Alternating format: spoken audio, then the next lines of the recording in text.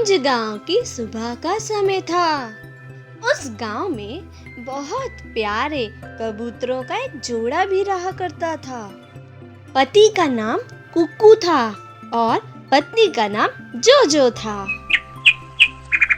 एक दिन जोजो अपने पति कुक्कू को कहती है, मेरे लिए दाना लेकर आओ, मुझे खाना है। कुक्कू अपनी पत्नी से बहुत प्यार करता था, इसीलिए वह सुबह सुबह दाने की तलाश में अपनी उड़ान भरता है और इधर उधर देखता है कहीं से दाना मिल जाए। उसी कुंज गांव में एक गरीब परिवार भी रहा करता था। एक दिन विमला अपने पति सोहन लाल को बोलती है, ए जी, यूं हाथ पे हाथ रखने से कुछ नहीं होगा, कुछ तो काम धंधा कर लो। घर का सारा राशन खत्म हो गया है, बच्चों की स्कूल की फीस देनी भी बाकी है। ऐसे ही चलता रहा तो हमें गांव छोड़ के कहीं और जाना पड़ेगा। मीनू अपने घर की स्थिति से बहुत ही परेशान रहने लगी थी। इसी दौरान उसका भाई उसके पास आता है और बोलता है, दीदी आप चिंता मत करो, भगवान कुछ ना कुछ हल जरूर निकालेगा। जब विमला कुएं पे पानी भरने जाती है तो उसकी सहेली उसके पास आती है और कहती है, विमला परेशान क्यों हो? अरे बहन, पैसों की बहुत दिक्कत चल रही है। विमला ने अपनी सहेली को बताया। दूसरी ही तरफ सोहन लाल था, जो कि अपने पत्नी के तानों से बहुत ही तंग आ चुका था, क्योंकि इस समय उसके पास करने को कोई भी काम धंधा नहीं था। वह धीरे धीरे चल रहा था। उसने सोचा, क्यों ना गांव के अमीर सेठ से बात कर ली जाए। सेठ जी के घर पहुंचते ही वह रोने लग गया। रोते रोते उसने सेठ जी को सारी बातें बता दी, परंतु सेठ जी उस पर गुस्सा होने लगे और बोलने लगे, पहले के तो तूने पैसे दिए नहीं और लेने आ गया, मैं तुझे फूटी कोड़ी भी नहीं दूंगा। चल निकल जा यहाँ से, आज के बाद तूने शक्ल दिखाई तो गांव से बाहर निकाल दूंगा मैं।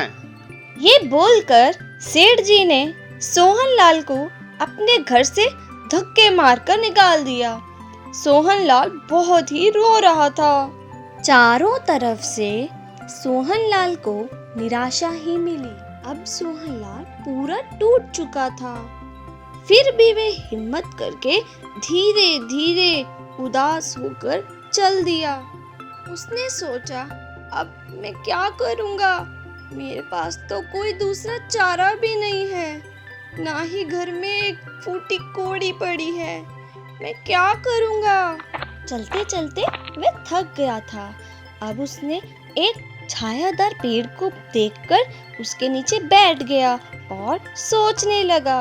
और तभी उसका ध्यान पेड़ पर बैठे प्यारे पक्षियों पर गई। वो योजना बनाता है कि इन सुंदर पंछियों को बेचकर उसके पास कितने पैसे आएंगे। अगले दिन उसने अपनी योजना के मुताबिक सुंदर पंछियों के लिए ढेर सारे दाने गिरा दिए। कुक्कू और जोजो भी वहाँ जाकर दाने चुगने लगे। दाना चुगते समय जोजो ने कुक्कू को बोला, सुनिए जी, मुझे तो कुछ गड़बड़ लगती है। ऐसे क्यों भला कोई भी इतने सारे दाने डाल देगा? कहीं किसी की कोई साजिश ना हो। कुक्कू उसकी बात समझकर सभी पक्षियों के साथ वह सब उड़ जाते हैं। जैसे ही वे उड़ते हैं, उनके पैर में सोहन लाल का बिछाया हुआ जाल आ जाता है। ये सभी चिल्लाने लगते हैं।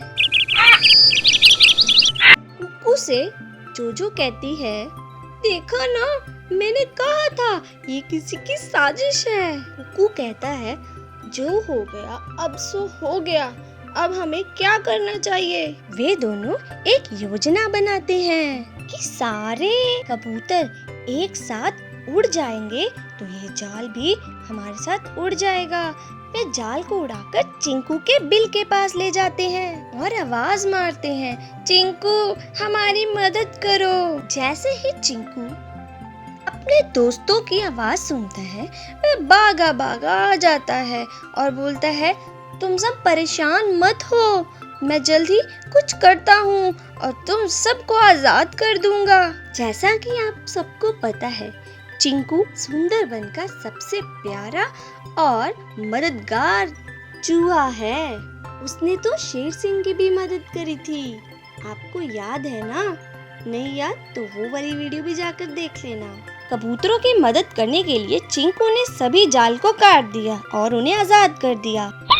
ऐसे ही चिंकू की मदद करने के बाद वह उन्हें धन्यवाद बोलते हैं और अपने घर आकर बहुत ही नाचते गाते हैं। वे शाम को चिंकू को अपने घर दावत पर भी बुलाते हैं। अब जोजो और कुकू दोनों एक साथ मिलकर प्यार से अपने घर रहते हैं। तो इस कहानी से हमें शिक्षा मिलती है, हमें अपने दोस्तों की उनके बुरे समय में मदद करनी चाहिए। ऐसी अन्य कहानी सुनने के लिए कहानी स्टेशन को सब्सक्राइब करें।